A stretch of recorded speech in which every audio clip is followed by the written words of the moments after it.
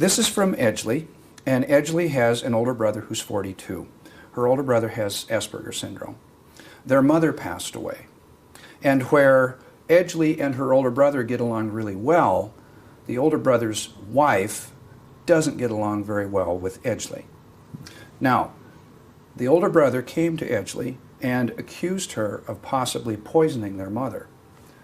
Yeah, I know. Yes. So she was obviously set aside from this. She didn't really understand where it came from. She assumed it must have come from the wife, but she really wants to get along with her brother. And so her question is, does his Asperger's mean I have to do everything the way he wants to do it or interpret the things the way he says?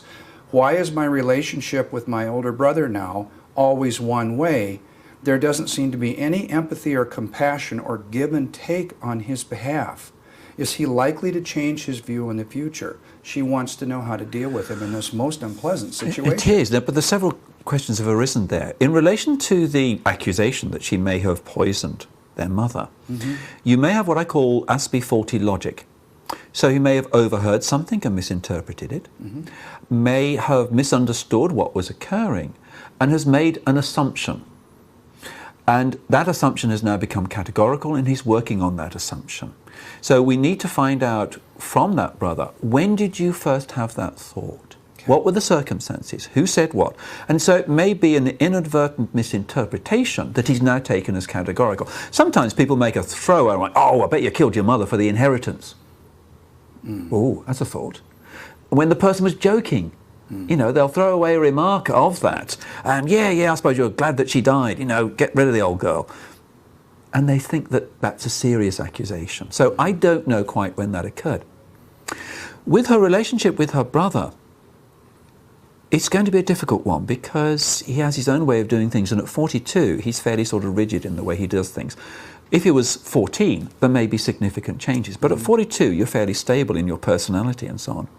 So it's really trying to work with him on a balance, a compromise between the two of you. Usually in those situations, we first of all go through the brother's perspective and acknowledge that from your point of view, this, and this. But then say, well, okay, from my perspective, there's this, and this.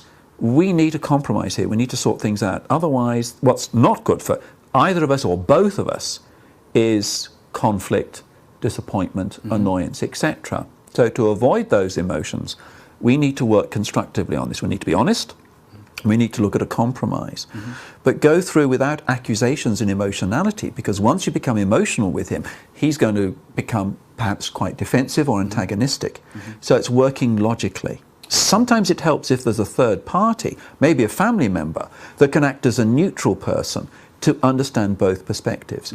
But the risk can be for some with Asperger's in the family that if they dislike a family member, they may go, that's it, I'm never going to talk to them again. And they don't.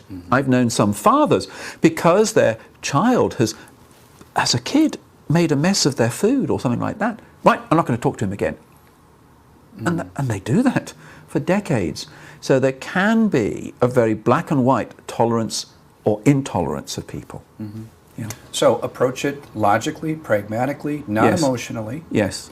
And if there's a third party there that most likely the brother trusts, that's best. Yeah. Not the brother's wife. No, it needs to be somebody neutral who understands both perspectives. Okay. It may be a family friend. This next is from Victor. Now, Victor asks several components to this question. There's only one I think we can address in the amount of time we have. Victor says, I'm 46 and I've diagnosed myself at 40. He talks about a term, he refers to it as Aspergian masks. He said, I am so good at pretending to be normal that my now ex-doctor didn't believe I was actually autistic. And here's his question. First off, he doesn't like being fake. What can I do to learn how to communicate? What can I do to communicate better? How can I not have meltdowns? How can I learn to have a relationship? How can I learn everything else I haven't learned, but how can I live without wearing an Aspergian mask? It's a coping mechanism, gets you by. Starts off when you're young. It's an intelligent way of coping. I'm not good, not successful at fitting in. I'm concerned about my emotions, and my emotions put people off. my social confusion and clumsiness puts people off. So I'll create a mask, I'll create a persona. So they won't see the emotion behind, they won't see the social confusion. The trouble is you then suppress those components. And in part what you're doing is you're faking it, and it's an exhausting process. But it works, and sometimes people are so good at it, people can't recognize the amount of intellectual effort that went into it. And it's a bit like what I call Cinderella at the ball at midnight. At midnight, that's it, I can't cope, I just can't, I'm going to have a social migraine tomorrow, and I'm just going to crash out, I really can't do it. But then there's a feeling of, I can't show the real me. There is something despicable about me, but I've got to keep this act together, but it's making you depressed. The energy that's going to it, into the disappointment of it, it's a clinical depression that's going on underneath. The question is, should you take that mask off? My view is yes, you should. But with help in explaining who you are and why you do things. Because if you don't convey the real you and you fake it, the recipe is going to be a lifetime of depression and exhaustion. So once you know who you are and stop faking it and appreciate who you are and be proud of who you are, that can lead you to be the real you, whoever you are in that situation. Now you may explain to people, I'm the sort of person who, and that is explaining your characteristics in terms of eye contact, the things that you can do, or your exhaustion in that situation. But it's basically you have to accept me as who I am. And you may not like some of those characteristics, but that's who I am. And so in psychotherapy, I work with people with Asperger's on the concept of self, right from teenage years. Who are you? Be proud of you. We've developed a teenage program called Moving to Manhood, and part of that is self-identity and self-worth, not only in your abilities, but in terms of your personality. So by being fake, you're also giving false signals to people which are going to affect relationships. So when they see behind the mask, then they're going to leave you because you're not the real person. So if you are going to find that relationship, it's important that you're true to yourself, to find someone who really loves you for who you are. So it's not easy to take that mask off, and I think there needs to be someone to give support.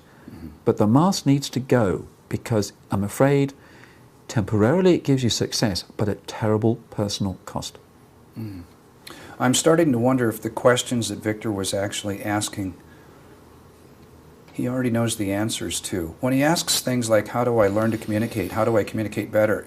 If he's wearing the masks, he must also already be quite proficient at being able to communicate. He knows what to do, but the problem is the exhaustion, and it is false. And he's almost got a dual personality. And that could be hell to live with and try and cope with, because I've got to be this. There's a very good YouTube video by Marge Tudel from Denmark, and she describes in that how she has the facade that people, when she got the diagnosis, couldn't believe it because she was so good. But she said, I will not allow people to see behind the mask. But it's exhausting, and it's in fact a very harrowing video, which is actually in tears, of saying that you give me the Oscar for my acting. Thank you, I'm that good.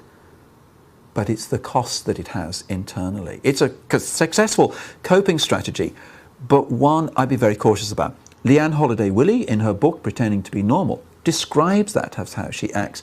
She describes very clearly that coming out of the closet, being true to who she really is, has made a huge difference for her life in terms of happiness. In the book, does she talk about how to do that? Is there a plan for how to do that?